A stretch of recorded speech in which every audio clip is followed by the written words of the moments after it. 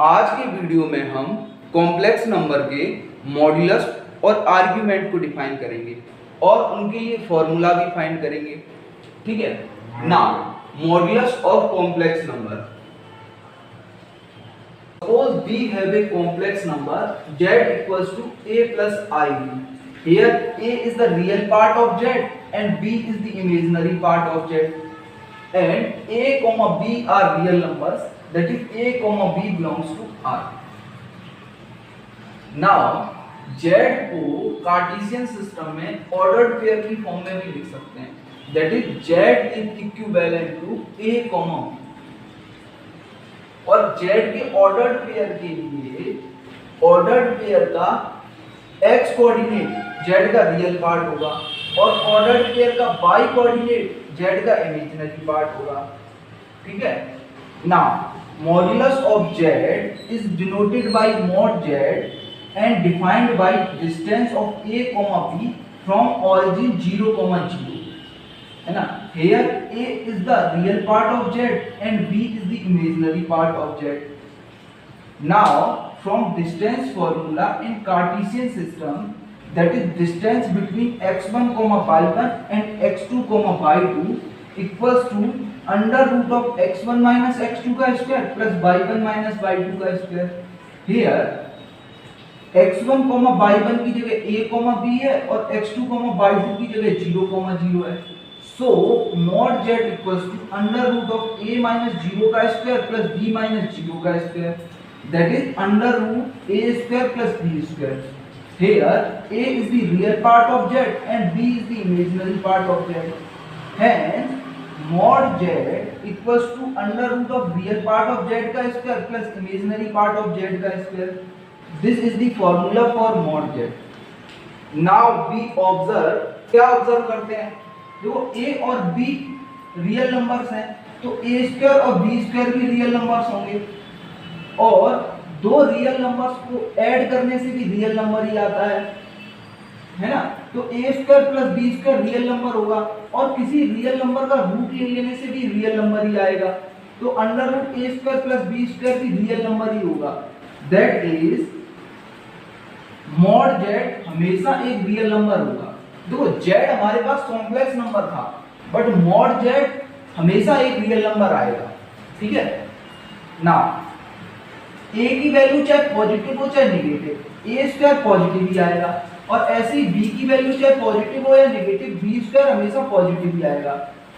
तो a square plus b square दो positive number को ऐड करने से भी पॉजिटिव नंबर ही आता है। तो a स्क्वायर b स्क्वायर की a square plus b square की वैल्यू हमेशा पॉजिटिव होगी और जीरो भी हो सकती है क्योंकि जब a और b जीरो आएंगे तब ये एक्सप्रेशन की वैल्यू जीरो होगी, है ना। तो अंडर रूट और पॉजिटिव नंबर का रूट ले लेने से भी पॉजिटिव ही नंबर आएगा।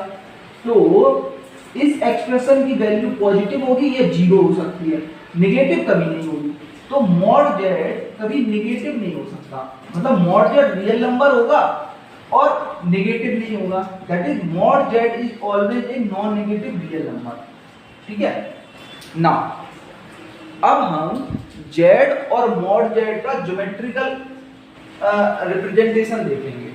देखो z को a, b भी लिख सकते हैं और a, b xy प्लेन में एक पॉइंट को रिप्रेजेंट करता है। ठीक है। तो हम xy प्लेन ड्रॉ करते हैं। ये हमारा x एक्सिस है ना, x एक्सिस, और ये हमारा y एक्सिस है। ठीक है, y एक्सिस, और जहां x एक्सिस और y एक्सिस कट करते हैं ये ओरिजिन है और ओरिजिन के कोऑर्डिनेट 0, 0 होते हैं।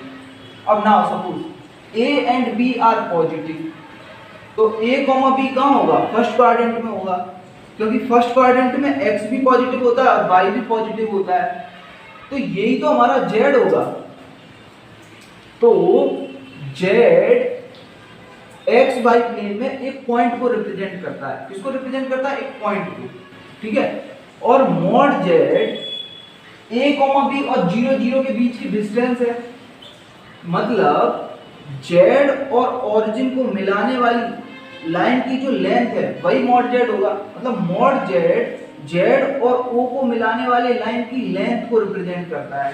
ठीक है। नाउ जेड से एक्स एक्सिस पर एक परपेंडिकुलर ड्रॉ करेंगे, ठीक है, परपेंडिकुलर ड्रॉ करेंगे, परपेंडिकुलर जेड एम ड्रॉ करेंगे, ठीक है। अब देखो ए कॉमा बी का एक्स कोऑर्डिनेट ए है तो ओ एम हमारा ए हो जाएगा, और ए कॉमा बी का वाई कोऑर्डिनेट बी है तो जेड एम हमारा बी हो जाएगा। अब O M Z right angle triangle है तो हम पाइथागोरस थ्योरम अप्लाई कर सकते हैं, that is hypotenuse square equals to perpendicular square plus base square, ठीक है। So by Pythagoras theorem mod z equals to a square plus b square, that is mod z equals to under root a square plus b square, ठीक है। Here a is the real part of z और b is the imaginary part of z, तो यहां से भी वही formula आ जाएगा बस।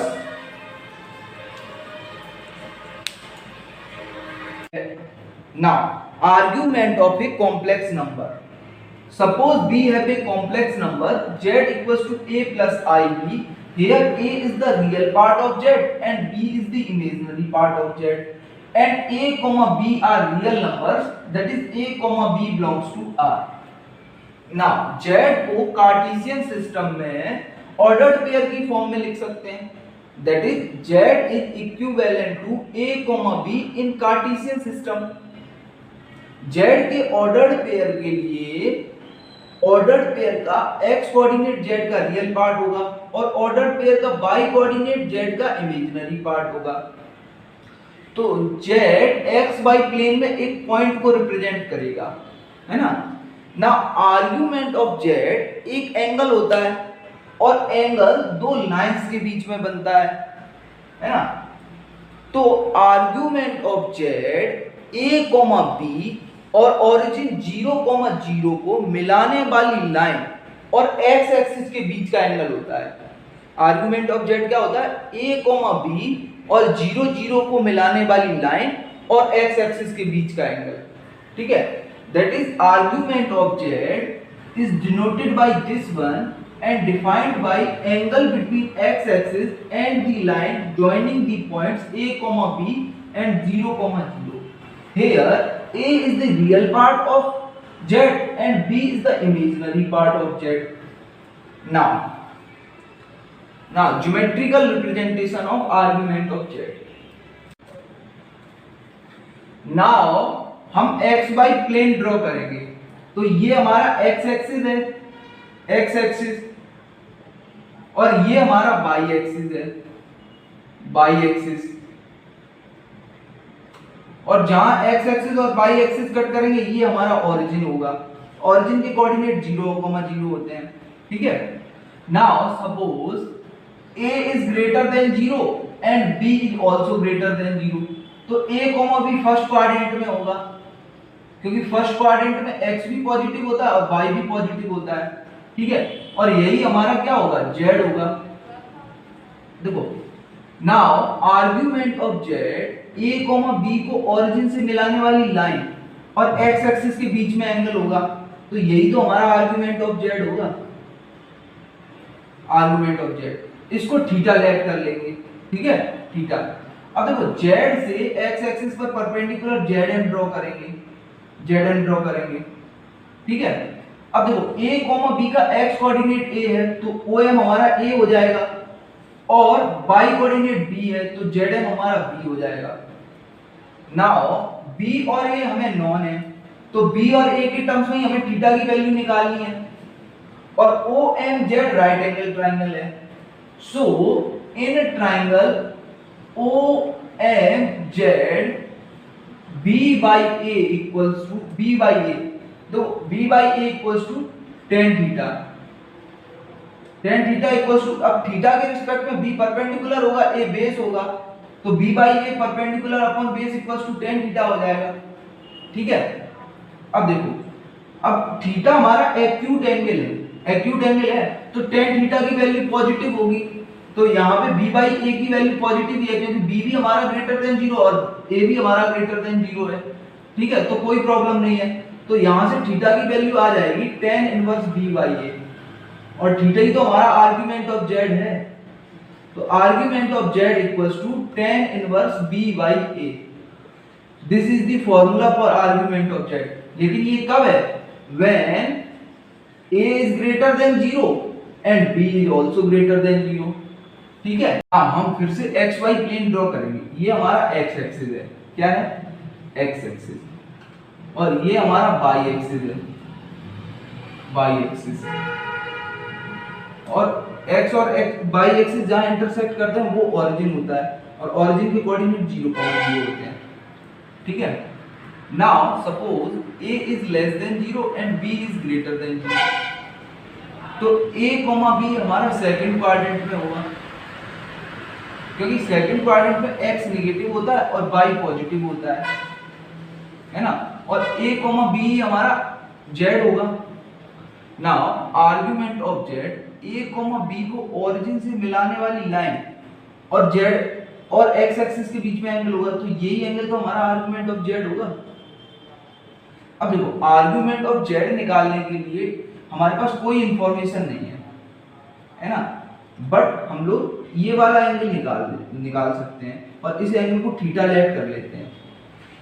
तो आर्गुमेंट ऑफ z के लिए इस पूरे एंगल में से थीटा को माइनस कर देंगे और ये पूरा एंगल पाई होगा, ये वाला पूरा एंगल पाई।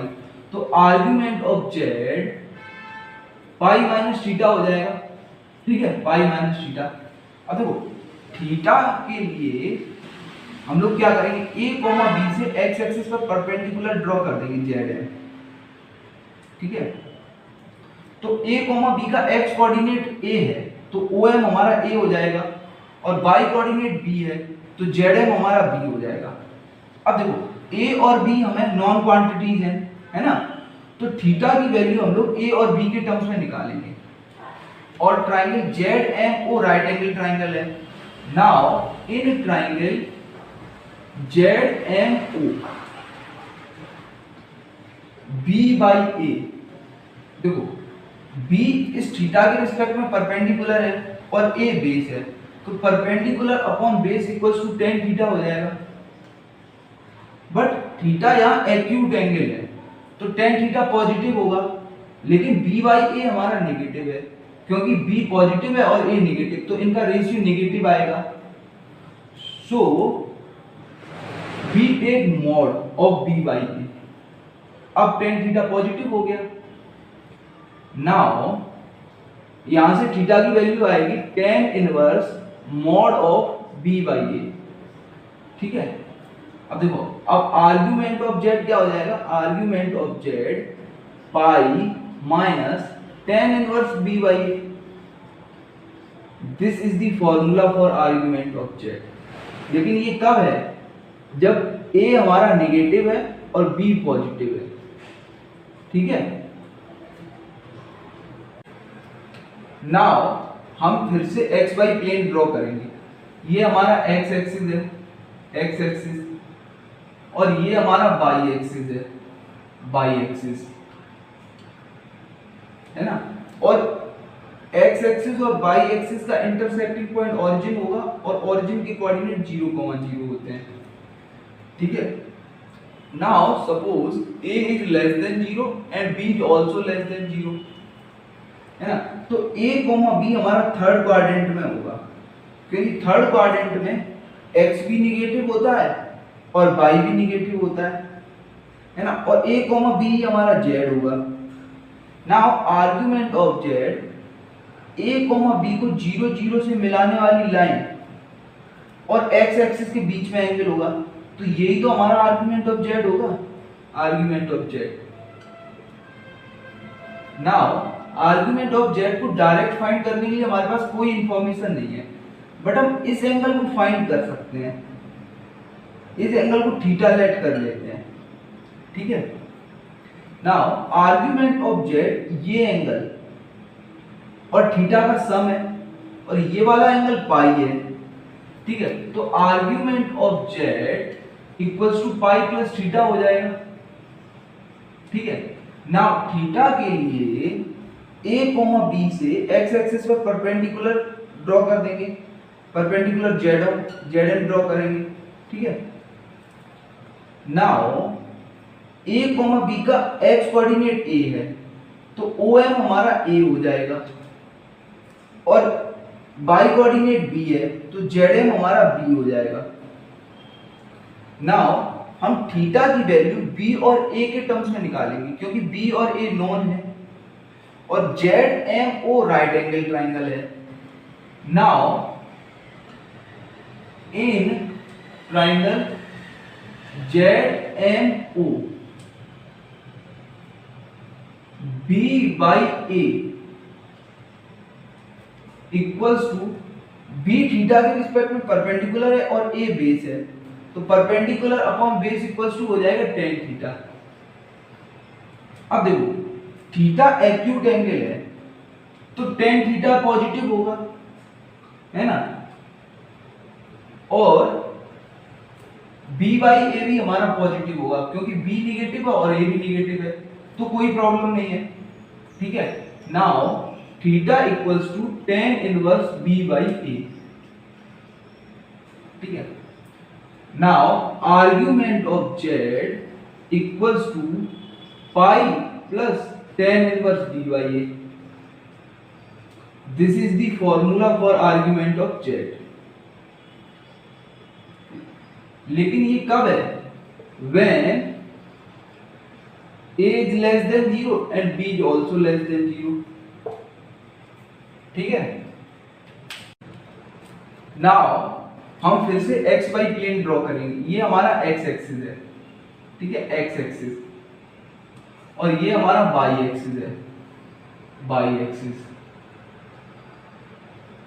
ठीक है, और x एक्सिस और y एक्सिस का इंटरसेक्टिंग पॉइंट ओरिजिन होगा और ओरिजिन की कोऑर्डिनेट 0,0 होते हैं। ठीक है, now suppose a is greater than 0 and b is less than 0। ठीक है, तो a, b फोर्थ क्वाड्रेंट में होगा क्योंकि फोर्थ क्वाड्रेंट में x पॉजिटिव होता है और y नेगेटिव होता है। ठीक है, और यही हमारा z होगा। Now argument of z a, b को 0 0 से मिलाने वाली लाइन और x एक्सिस के बीच में एंगल होता है तो यही तो हमारा आर्गुमेंट ऑफ z होगा, आर्गुमेंट ऑफ z।